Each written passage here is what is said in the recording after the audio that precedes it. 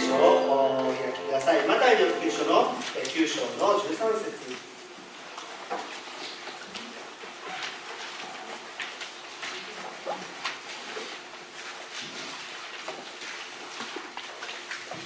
マタイの福音書の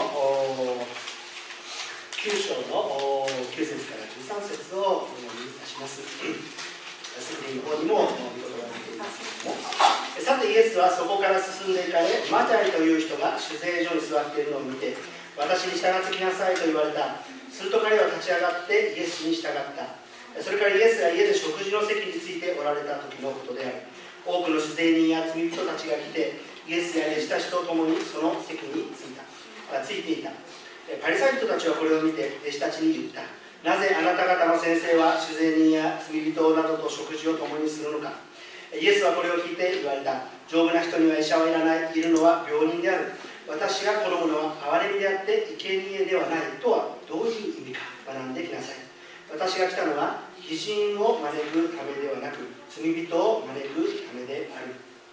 イエス様の目線というタイトルで野呂先生にメッセージをお願いいたします。拍手でお迎えしましょう。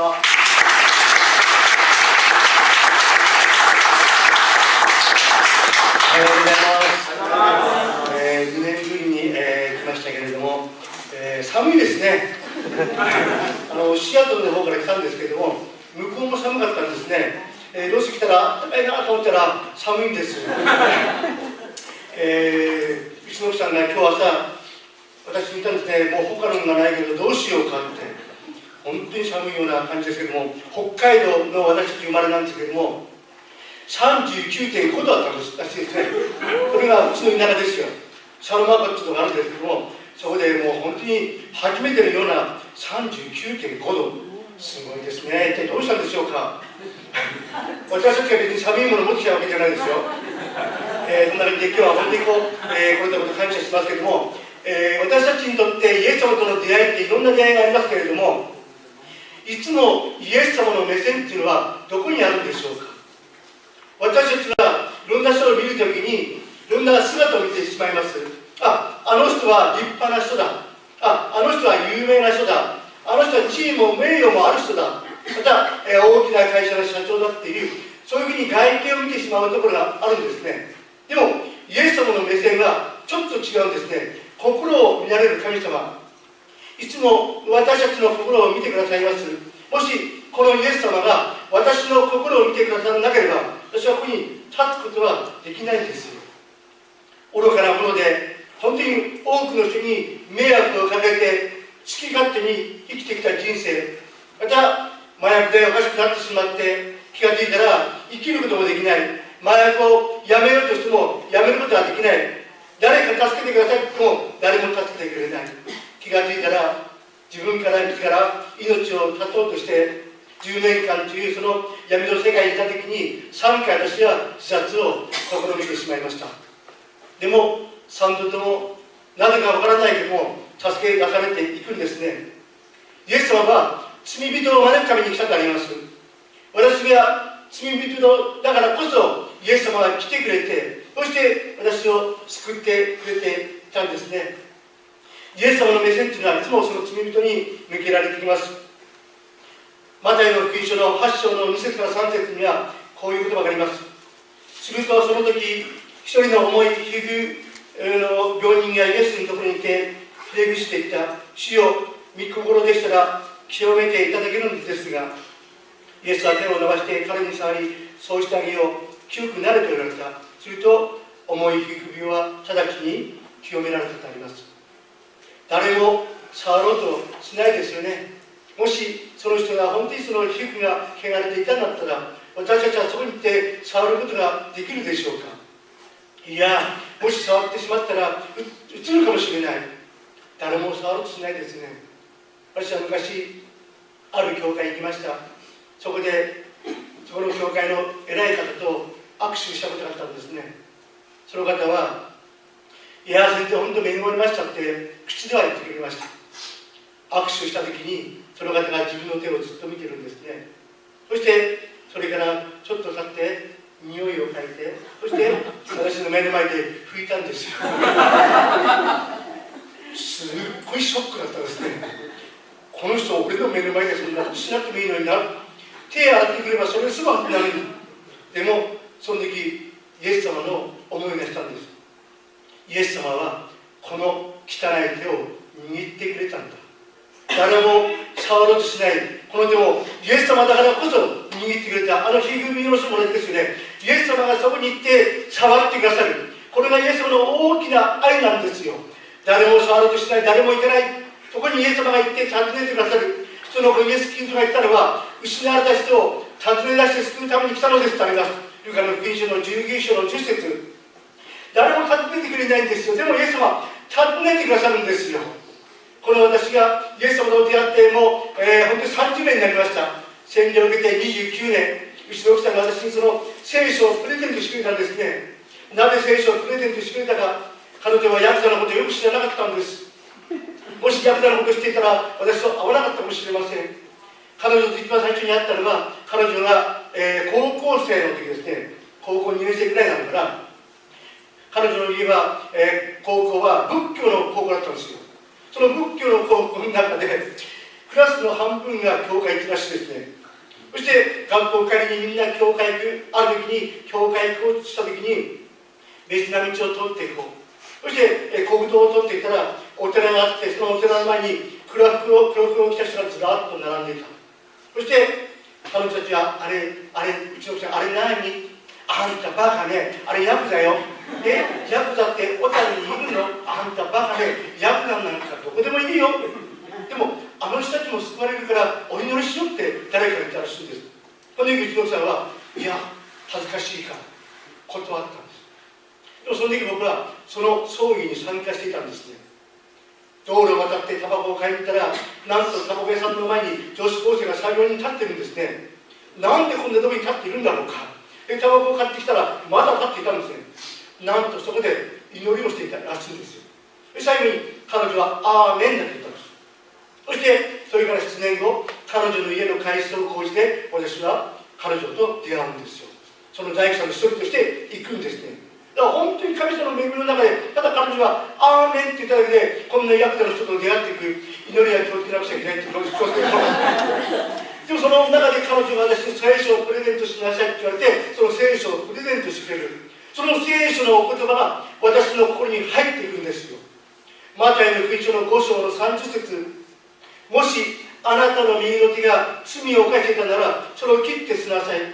五体の一部を失っても全身が地獄に落ち込まない方があなたにとって益である。自分の手を見ました。本当に汚い手。この手で盗んで、この手で暴力振るって、今この手で麻薬打っている。この手を切って真面目になりたいかなって、なれるかなと思った瞬間に涙が出てきたんです。自分の若手がどんどん涙が出てきました。闇の心に光が入ってたんですよ。今まで感じたことのないような、今までどうすることもできなかった、その心にその光が入って、それから私の人生は本当に変わっていくんですよ。聖書のお言葉が私に生きる力をくださったんですね。また、聖書を読んでいくと、ベテスダの家っていうのがあります。恵みの家と言われていますけれども、38年間病気に悩んでいる人がいた。この男の状況は絶望的に見えていた。私たちの人生と同じようなことがあります。今の日本では、今から2年ぐらい前でしょうか、15歳から19歳の若い世代の方々がなんと約250人自ら命を絶ったんですね。年間には1万人、2万人、3万人と言われています。絶望なんですよ。望むっていう感じがありますけれども、その前につくものが何であるか。絶望だったらもう望みが絶たれてしまうんですね。失望だったらもう希望が失ってしまうんですね。でも私たちは希望があるんですよ。その希望がイエス・キリストなんですね。この方が私たちお前は絶望じゃないんで希望があるんですよ。そのベテスダにいた人は38年間その中にいました。誰も私をこの水に池の中に入れてくる人はいません。ある意味では彼はいろんな人を求めていたかもしれない。いや、私を助けてくださる方がなぜいないんだろうか。誰も来てくれない。38年間そこに横たわっていることはどんな感じなんでしょうか。もしかしたらすごく汚いかもしれない。失礼なこと言うかもしれませんけれども、触ることができないような状態の中にあったかもしれない。私の友達、お医者さんでいるんですけれども、その方がホームレスの伝道をしていきました。お医者さんで医療請求をしていきたい。そして彼は上の方でやっていったんですね。私もその時一緒にやっていったんですけれども、ある時に風が変わって彼の鼻にその匂いがしたんです。その瞬間、彼は目を背けてしまったんです。イエス様の小さな声が響いてきました。あなたは何で顔を背けたのか。あなたは私のために働くと言ったんじゃないでしょうか。この匂いは私のかぐわしい香りだと言われたんですよ。その瞬間に彼はもうボロボロ泣いて、主よ、私のこんなちっぽけな愛を許してください。それから彼はそのホームレスの方々をみんな抱きしめていって、そしてその匂いがかぐわしい香りに変わっていったんです。私も同じようにその方と本当に反応していました。誰も触ろうとしない38年間、その中にいてイエス様はその人に声をかけていくんですよ。イエス様の目線値はいつも低いところへと行くんですね。そしてその声をかけていく。でもこの人がもしイエス様をしていたならつぶやかなかったかもしれません。イエス様は起きて床を取り上げて、そして歩きなさいと言われました。するとこの人はすぐに床を取り上げて歩いていった。14節はもう罪を犯してはいけないということは、38年間もその人は罪の中にいたんですね。イエス様が来たのは罪人を招くためであります。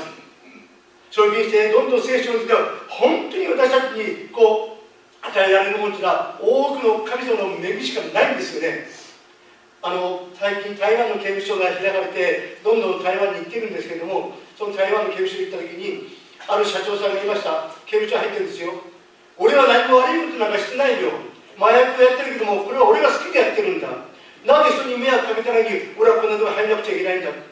自分の罪の重さを分かってないんですね。私は聞くんですよ、その人に。本当に人に迷惑をかけてないんですか。あなたがもしじゃあ会社からあなたがいなくなったら会社の従業員はどうするんですか。あなたの家族はどうなっていくんですか。一つ一つ質問してきます。やっぱり迷惑をかけてるんですよ。少年に行きました。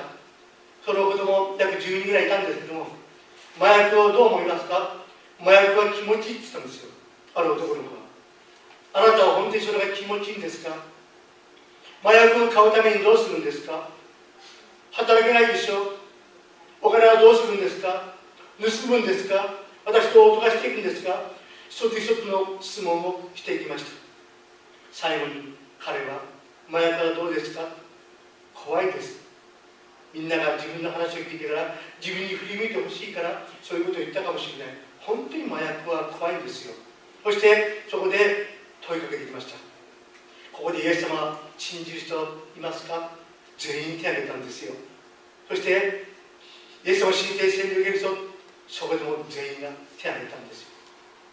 刑務所を回りながら本当に多くの人に語りかけていくんですね。私はその刑務所の伝道に行った時にある方との出会いが始まりだったんです。香港に14系っていう大きな空論地区の組織があるんですね。それは本当にもうかなり怖い組織で誰も近づくことができないような、そこの会長と私は1回18年前にお食事をしたことがあったんです。その方にみんながイエス様いいですよ、イエス様いいですよって伝えました。その中で彼はイエス様は確かにいいかもしれない、まだ悩んでいたんですね。私は言いました。イエス・キリストを信じることはそれはもちろん恵みです。でも私たちがイエス・キリストを信じることは戦いなんですって言ったんですね。恵みが大きければ大きいほど悪いものが私たちを潰しに来るんです。だから私たちは負けちゃいけないんです。そういう話をしました。その後に彼は刑務所に入ったんです。その刑務所の中で彼はイエス様に祈っていくんです。そうだ、俺はボスをしてる。だから負けちゃい、どんなものでも負けちゃいけない。そして彼はクリスチャンになるんですね。彼が持っていたお金は全部神様に取られました。使うことができないぐらいお金を持っていたんですよ。全部取られた、裸だったんです。で、もう一度ひざまずいて神様に祈っていくんです。そして新しい仕事が与えられて、それは本当に祝福されました。その頃から私を探したらしいんですね。あの井上に会いたい。会って俺を言いたい。3年前に連絡が来ました。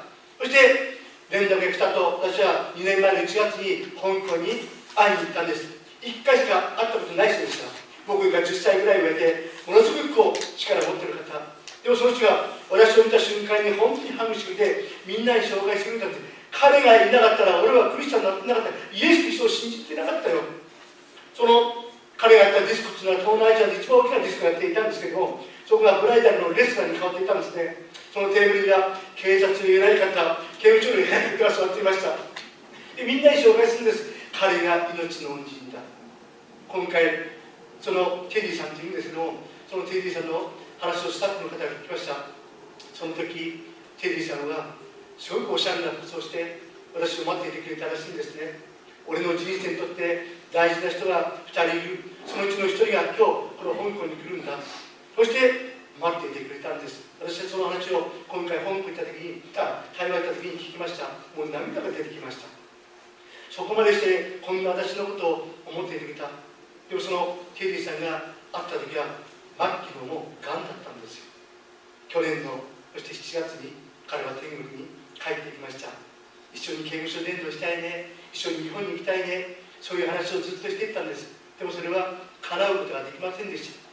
その亡くなる前、ちょうど2年前でしょうか、3月に台湾に行くんで来ないかって私は言われたんです。喜んで行きますよって私は台湾に行きました。そして彼とまた再会できたんですけども、その中で月火水木って4日間、あったんですね。その日は全部刑務所だったんです。一回も観光ありませんでした。でもその時彼が呼んでくれたこの台湾で刑務所伝道が広がった。それから次また6月に行きました。そして去年の3月9月は1ヶ月ずつその台湾の刑務所を回りました。そして今回このアメリカに来る前に約45日間その台湾の刑務所を回ってきました。なぜ刑務所行って語るんでしょうか。私もそこに座っている人と同じようなものなんですよ。麻薬でおかしくなってしまって、そして麻薬から抜けることもできない、本当に弱いものだった。でも彼がそのことをたどってくれて、そう言って語ることができる。誰でもやるしかできますよ。イエス様、あなた方の心に光を与えに来たんですよというと、大胆に語ることができるんですね。罪人を招くためにイエス様が来てくれた。だから私も今ここに立っているんですよ。そこで一緒に伝道した方が、元警察官のおじいさんという方がいるんですけども、その方が言ったんです。今までいろんなメッセンジャーがいて、この刑務所で語ってくれるけども、あなたみたいに語ってくれる人はいない。台湾にたくさんの刑務所があるから、全部一緒に回ってくれませんか。喜んでまいります。そして台湾の刑務所がどんどん広がっていってるんです。全部ボランティアの働きですよ。自分で広くやり出して、そしてたまに泊まるところ、また食事も自分たちしなくちゃいけない。なんでそこまでするんでしょうか。そのテディさんとの約束、その遺言だったんですね。でもそれを本当に大事にしたい。でもその時に神様がこの仕事を私に与えてくれたんじゃないだろうか。こんなものを使ってくださるんだったら、神様が喜んであなたの仕事だって弟子とって歩んでいきたいです。そう思ったんです。また、聖書を見ていくと、またこういろんな人が出てきますけども、ザーカイって言いますね。ザーカイ。修練人の頭と言われています。修練という職業はユダヤ人から罪人と並べられるほど軽蔑されていたんですね。なぜなら修練人たちはローマ帝国のために同胞のユダヤ人から税金を取り立てていて、つまりローマ人の手だけと軽蔑されていた。税金にはいろんな税金がありますけれども、その通行税とかさまざまなものがあって、そのローマに納める金額が決まっている。だからたくさん取り上げれば取り上げるほど全部自分の懐に入ってくるんですよ。だからザーカイというのはある意味ではすごく優秀な方だったかもしれませんよね。でそのザーカイにイエス様が目を向けるんです。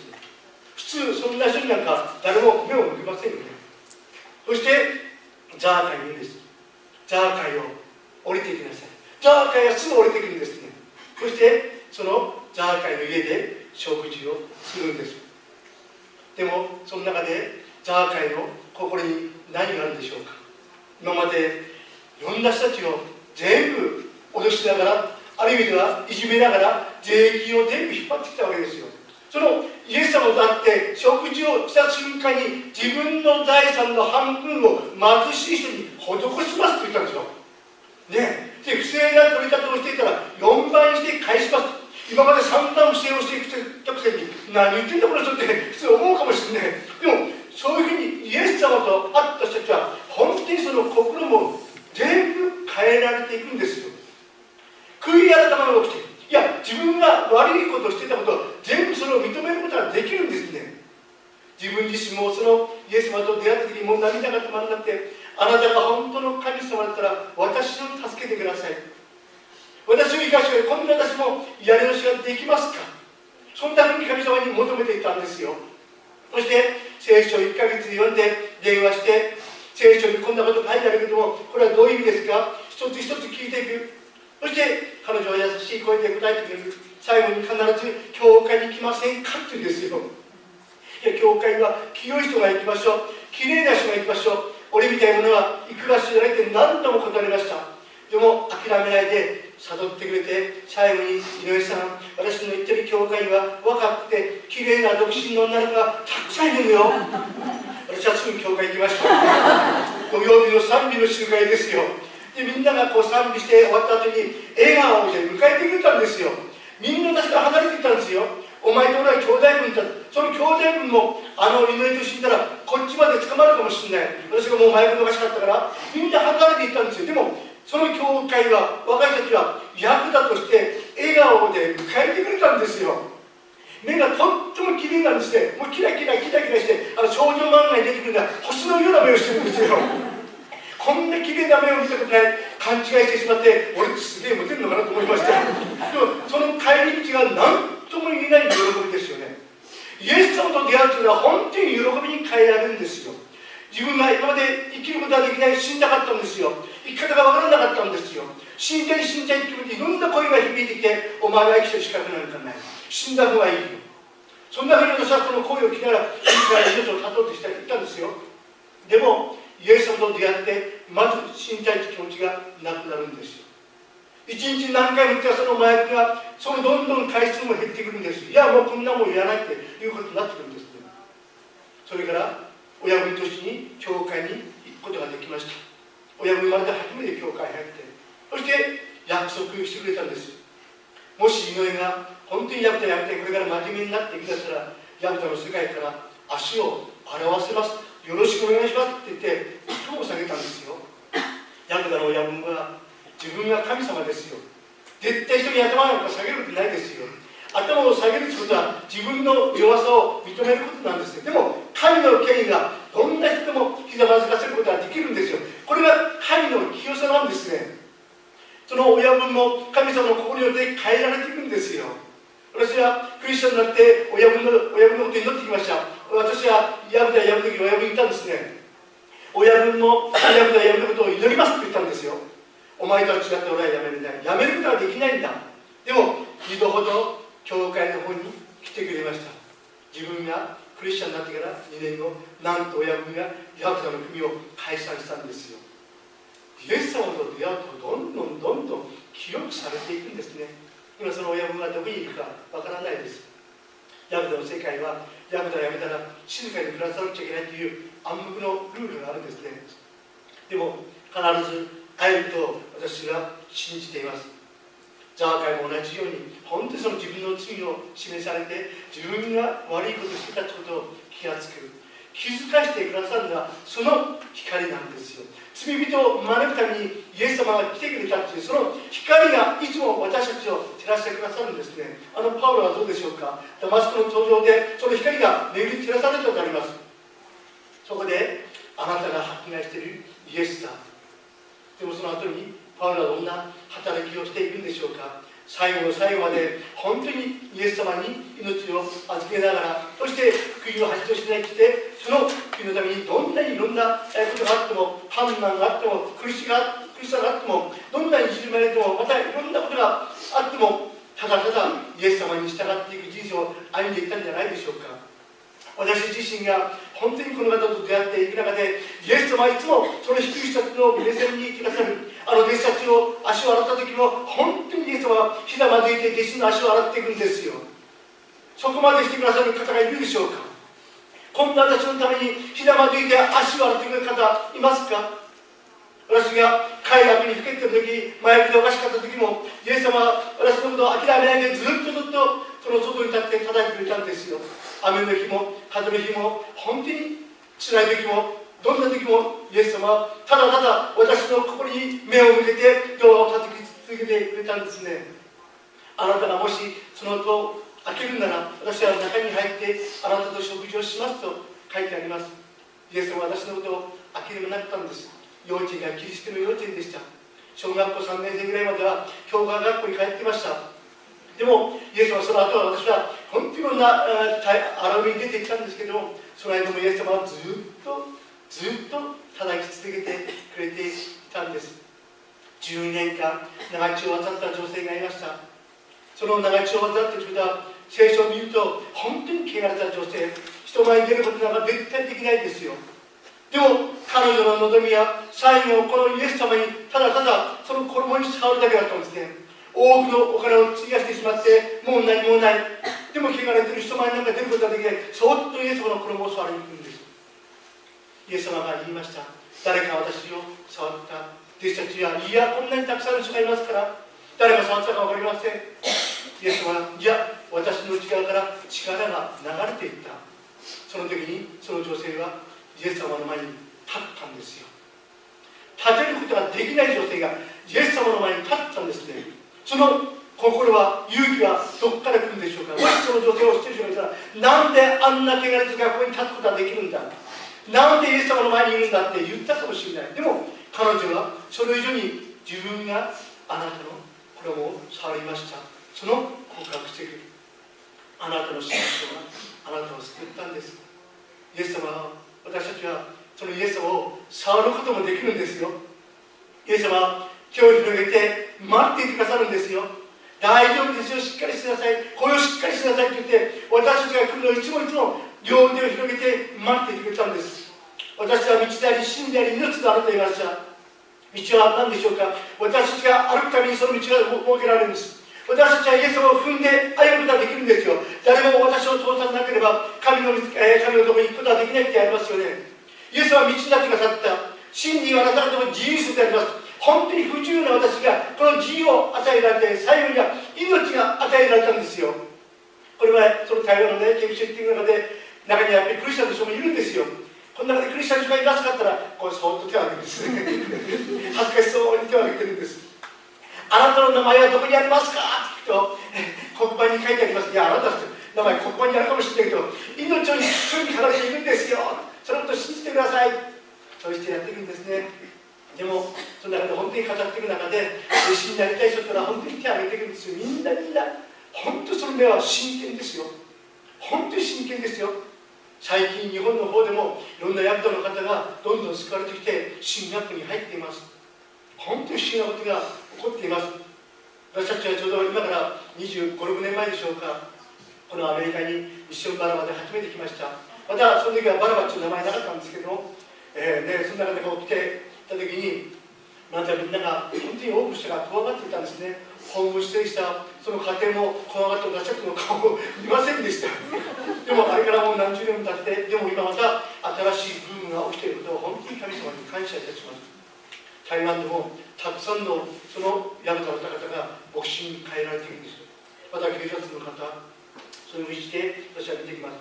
またイエス様は最後まで罪人と一緒だったんですね。あの十字架にかかった時に2人の犯罪人がいました。1人はイエス様を罵るんですよね。お前が神の子なら私をここから助けてみろ。お前が神の子ならこの十字架の下ろしによって本当に汚い言葉で罵っていくんです。でももう1人は言います。私たちが悪いことしたからここにいるのは当然のことだ。この十字架にかかることは当たり前のことだ。でもこの方は何にも悪いことはしてない。この方は何も悪いことはしていないんですよ。もしあなたが御国の権威を持って帰るとき、私のことを覚えていてください。今日あなたは私と一緒にパラダイスにいるよ。イエス様のあの十字架は最後まで罪人と一緒だったんですよ。同じ目線で同じ言葉で、どうして愛してくれて、そして守ってくれて、で一緒にいて、そしてこの命をくださるんですよ。あの十字架はただの十字架じゃないですね。私はそのヤクザをやめたいと思ったきっかけはあの十字架だったんですよ。ヤクザの世界は親分の身代わりになって刑務所行ったり、また喧嘩が始まったら親分守んなくちゃいけない。でも私たちの親分イエス・キリストは子分のために命を捨ててくれたんですよ。こんな方いますか？あなたの罪許されたと言ってあの十字架になって血を流したんですよ。茨の冠をかぶってある人が夢を見ました。トンネルの中で真っ暗なトンネルからイエス様が出てきたんです。それは祈っている時でした。そして、この冠から血が流れてもう顔も見るも無残な姿です。そしてそのイエス様が彼に言ったんです。私は今も働いているよ。イエス様は傷つきながらボロボロになりながらでも一人を救うためにまちまち村々を巡り歩いたとあります。イエス様が通っていることが全部希望へとつながっていくんです。多くの人たちが本当に希望がない人生の中で、希望は決して質問に終わることはない、そこに聖霊なる神の愛があるからであります。このイエス様が私たちと共にいてくれたのです。イエス様の名前には力があります。私たちはいつもイエス様のお名前で祈っていて、その最後に必ずイエス様のお名前で祈りますと言います。三位一体の神の名前がたくさん聖書の中に書かれてありますけれども、その三位一体の名前、王の主の主、神の子羊、命の言葉、全能なる主なる神、素晴らしい助言者、神の聖者、力ある神、主イエスキリスト、助け主、救い主、癒し主、神の御子、もっともっと書かれてあります。その名前を全部歌にしました。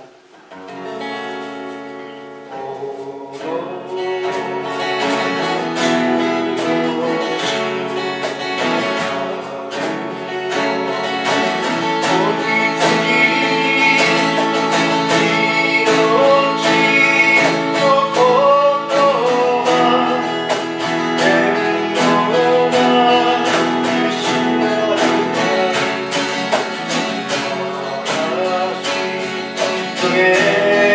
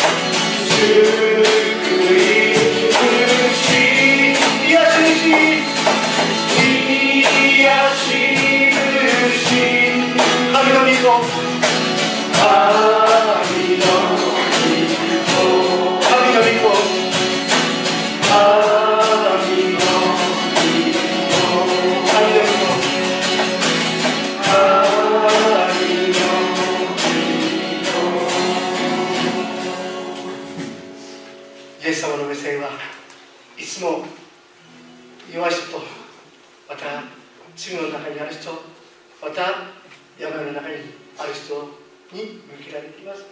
その目は上から見るんじゃなくて下から、そして同じ目線に立って時としてイエス様は一人一人を手を置いて触ってくれるんです。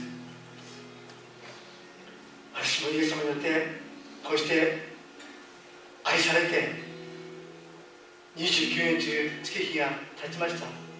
その間も私はイエス様から離れようとしたこともありました。あまりにも自分が汚くて嘘つきで偽善者でもう愛されなくてもいいって思ったことがありました。神様、私から離れてくださいって何度も私は叫びました。本当に汚い人間だ。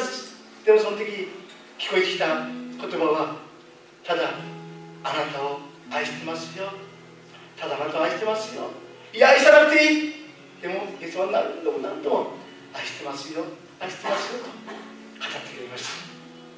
今日こうしてこの教会でまた礼拝を共にラトにしを絞ったことを感謝いたします。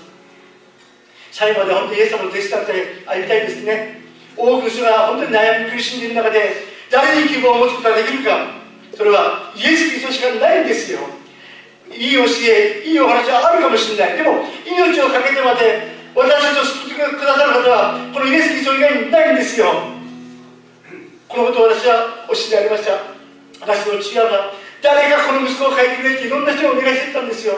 麻薬とおかしいんですよ、喧嘩ばっかりしてるんだ、親戚から後ろ指刺されてる、誰も変えることはできない。でもこの息子は書いた神がいるって言って70歳で洗礼を受けたんですよ。今から18年前天国に帰ってきました。私が変わったら家族が変わっていったんですよ。どうか皆さん祈ってみてください。本当にその家族が変わるために、また大事な自分の子供がいるでしょうか。もし罪を犯しているでしょうか。その子供がもし罪の中にいたら祈ってあげてください。私たちはどんな目線で人を見ていくんでしょうか。イエス様はこの私を汚い目で見なかったんですよ。だから私もイエス様の目線で多くの人を見ていきたいですね。なぜなら私の目の奥にはイエス様の視線があるからです。私が見るんじゃないんですよ。私が本当に愛を持って語るときにイエス様が共にいて、私の目を通してイエス様がその一人一人に光を与えてくださるんです。そのことをぜひしてくださいますようにお願いいたします。一言になります。天の神様、感謝いたします。素晴らしい右の時ありがとうございます。坂井美和先生、ありがとうございます。2年前に来た時は奥様と会うことができませんでした。今回会うことができて本当に感謝いたします。どうぞ主よ、先生が語る一つ一つの言葉がこの講談から溢れ流れてきますように、生ける水の川となって溢れ流れていて、多くのところで主を実を結ぶことができますように主導いてください。またどうぞ主よ、この教会を神様に祝福してくださり、ここに入る者たちがイエス様と出会うことができますように主を用いてくださいますようにお願いいたします。ここにいるお一人お一人の心から祝福します。この素晴らしい時を感謝し、イエス様の皆によってお祈りいたします。感謝します。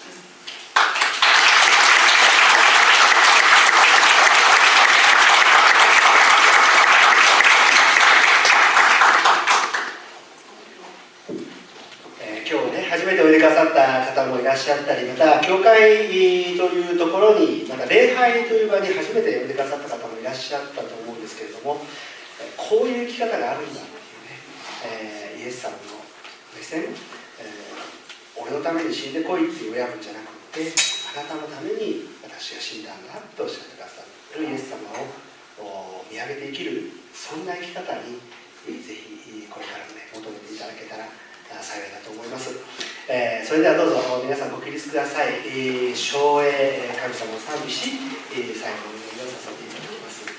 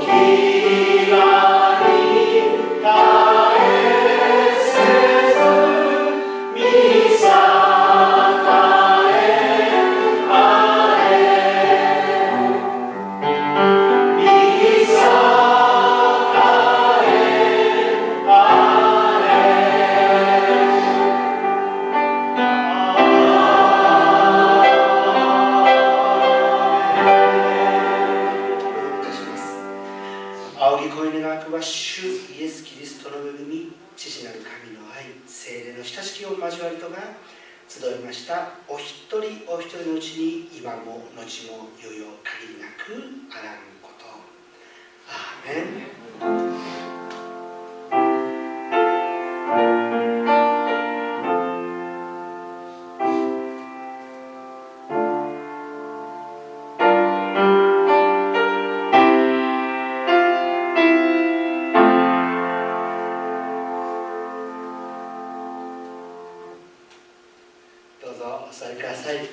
礼拝は以上ですけれども、手法でもお伺いしていますように、この後2階の方に場所を移していただいて、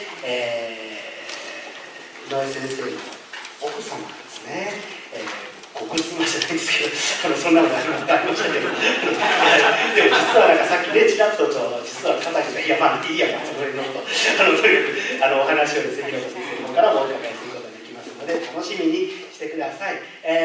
それからその後ランチが用意されています。